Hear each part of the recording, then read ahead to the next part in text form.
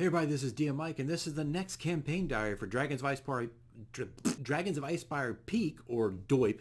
As you can see, the campaign diaries are still going. I didn't want to create a whole new playlist, but this is my second playthrough, so I'm just going to keep things going, including my prep videos, which you can find on the channel as well.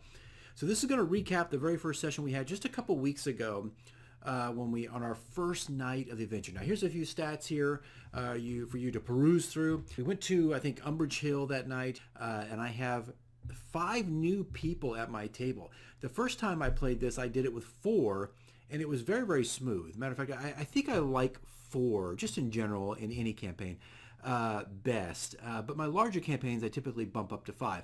But we started this campaign very similar to how I started the first campaign. The players left Neverwinter. They were in charge of kind of escorting this cargo shipment from Neverwinter to Fanlin. And on the way there, they're ambushed by goblins on the Tribord Trail. These are red-capped goblins.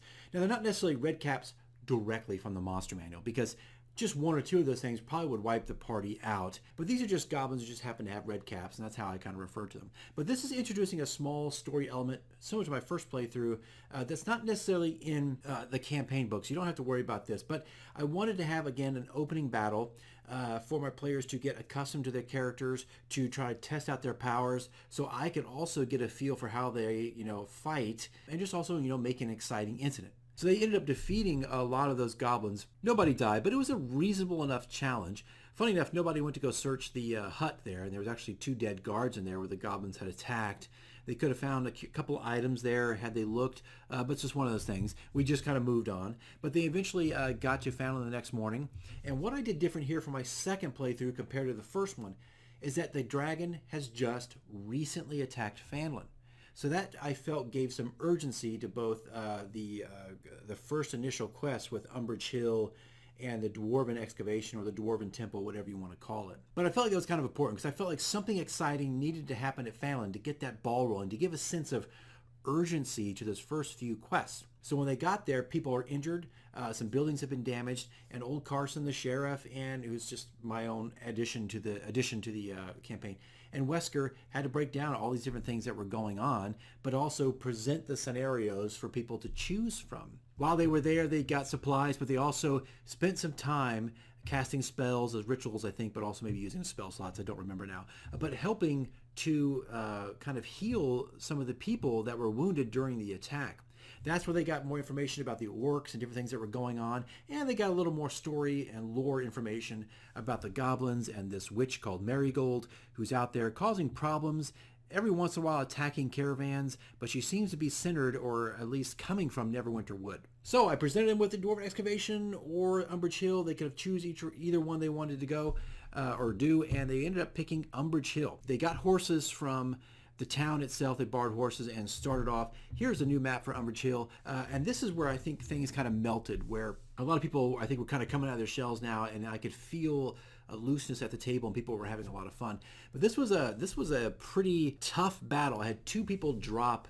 I think it was 1 person that dropped, 1 person that almost did, but I think Gib, our gnome, dropped twice during this, and it was pretty dicey. I think a lot of people got hit, except for the thief, pretty hard during this encounter. Now, what I did is, the book calls for the Manticore. I did that on my first playthrough and twisted up and changed it a little bit, and you can go watch that.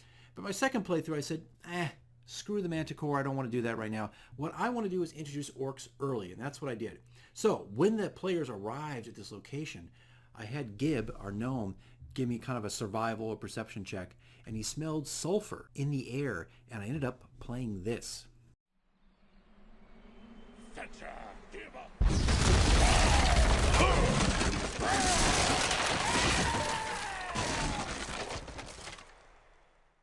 Now, that was a fun little effect I did. I have like thousands and thousands of sound effects. Some of those sound effects come from video games, and I think those orc voices came from Morrowind.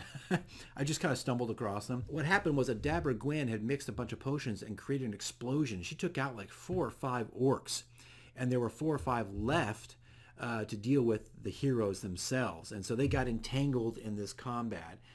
It was a lot of fun. A little bit of the roof had blown out. The whole side of the house had blown out, because I wanted to create this exciting incident. Not just walk up and knock on the door and say, hey, you okay? Could you please come back to Fanlin?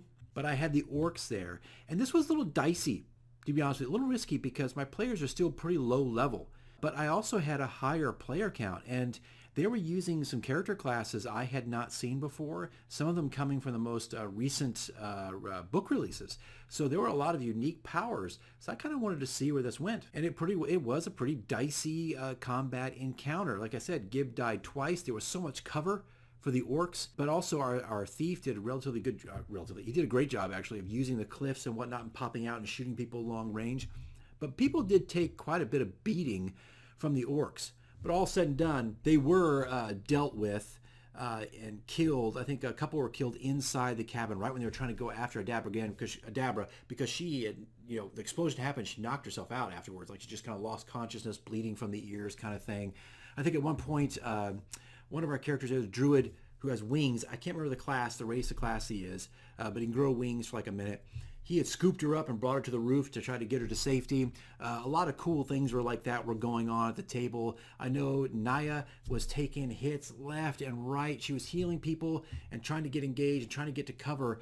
But she's tall. That's another problem. Like her and Grok are such tall characters that half the time, 3/4 of the time, let's be honest, stand out on the battlefield. So every time an enemy scans the horizon looking for someone to hit, unfortunately, it was always kind of either Naya or Grok at the time that were always getting slammed. So it was kind of dicey. But it was a good encounter. And that's where we kind of ended the night at that point. They had finished off the orcs, and Adabra Gwyn was laying there unconscious, and they were working on their way of bringing Gib back to life. So it's kind of, I think when I look back on the first playthrough, that's about where we ended the first night too. So things right now, if I run them parallel to one another, are pretty close. And when it comes to timing and interaction. All right, guys, that's it. That's the first campaign diary. It was a lot of fun, even with those little tweaks and changes. If you're part of the Dragons of Icespire Peak DM's Facebook group, some of these new maps that I've created are actually in the group in the file section, so you can find them there. But guys, that's it. That's all I got for you. Another campaign diary coming up that involves the Dwarven Excavation. That's our next step in the journey. All right, guys, see you in the next one.